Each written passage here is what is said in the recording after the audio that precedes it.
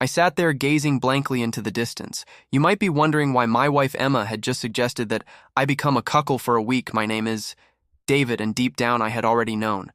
The reason before she even voiced it, but I had desperately hoped she wasn't that naive. I needed a moment to steady my breathing, yet I wanted to respond with composure. This is the story of how everything spiraled out of control in our marriage. A week earlier, we were at my sister Rachel's barbecue. The gathering consisted of 15 couples with wine and beer flowing generously. It was a night filled with laughter, good food, and great company. Then out of nowhere, someone shouted, "Let's play truth or dare, Rachel or host." Kick started the game by daring her husband Peter to massage Laura's feet.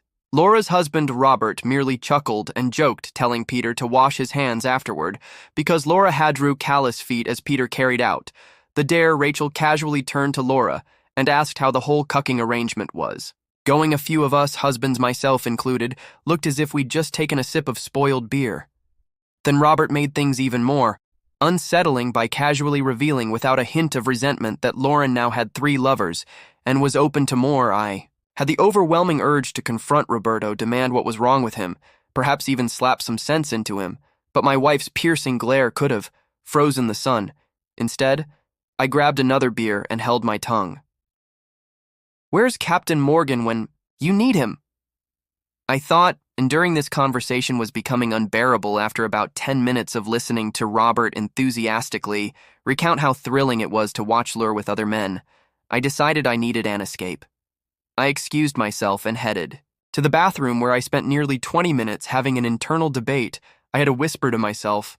After all, I didn't want people thinking I had lost my mind. Once I finally collected myself, I swung the bathroom door open, only to find Rachel standing there with her hands on her hips, giving me a look that screamed disapproval. "What's up, sis?" I asked, attempting to sound casual.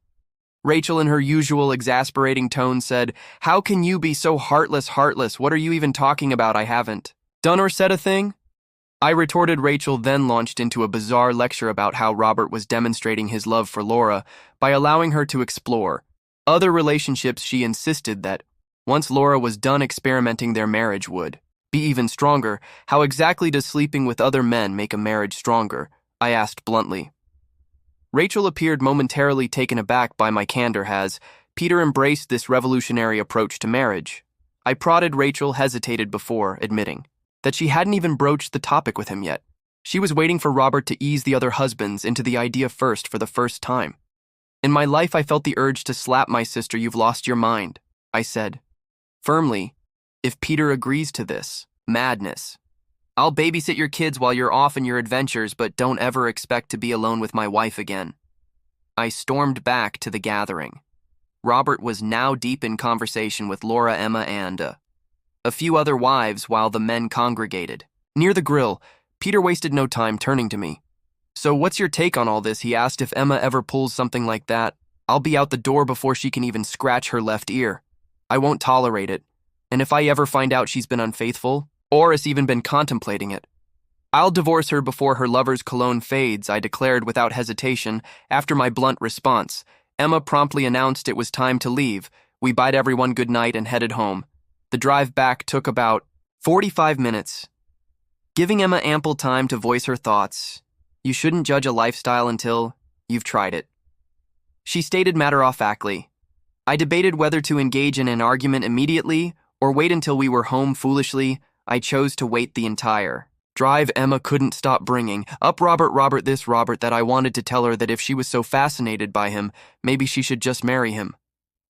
When we finally pulled into our driveway, Emma began running her hand along my thigh. "Oh yeah." I thought, here comes the real makeout session. The aftermath, needless to say, that night and the next morning were filled with passion.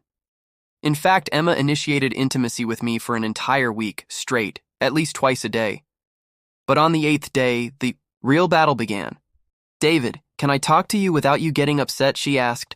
"Hesley, sweetheart, after the amazing week you just gave me, we can talk about anything.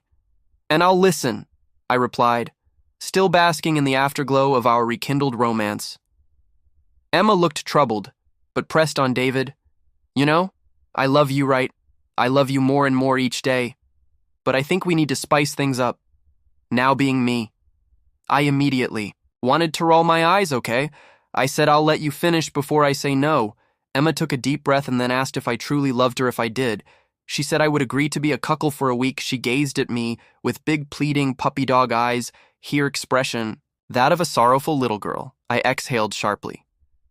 Emma, I love you, and I do anything for you. But my answer to this is an undeniable absolute. No. I turned on my heel and walked out. I made my way to Angel's, my go-to sports bar, where Kevin the bartender. Mix an incredible Long Island iced tea. Kevin, start me a tab. I need a beer, a Long Island, and keep them coming, I said, drowning my frustration in liquor as I drank. Guess who walked in? Robert and Peter.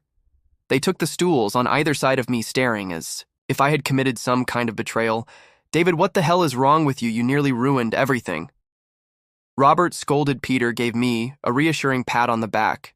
Just hear us out. David, he said, then Robert dropped a bombshell. Peter and I have been secretly filming Laura with the men she's been with. I'm just playing along to gather evidence for the divorce. In Texas, infidelity still matters in court. Laura has no clue, but she's getting served with divorce papers and an eviction notice tonight. Why even give her anything, I ask? Robert grinned. The house has 2 additional mortgages. The car is leased, and I haven't made a payment in 7 months. My paychecks go straight to my mom's account, and she's been funneling the money into an offshore account. The drinks kept flowing, and I took a cab home. I think I arrived at around 3 a.m. But I couldn't be sure. I had passed out in the flower bed. Emma found me there. She doused me with a bucket of water and let our dog lick my face. David, did you hear? She asked. Hear what I groaned? Laura got served with divorce papers and an eviction notice last night. Good for her, I muttered. Emma's eyes narrowed. So you knew? No, I just ran into Robert and Peter last night, I explained. Then she asked, Lur needs a place to stay for a week. Can she stay with us? Reluctantly, I agreed. Little did I know Laura's presence would unleash absolute chaos.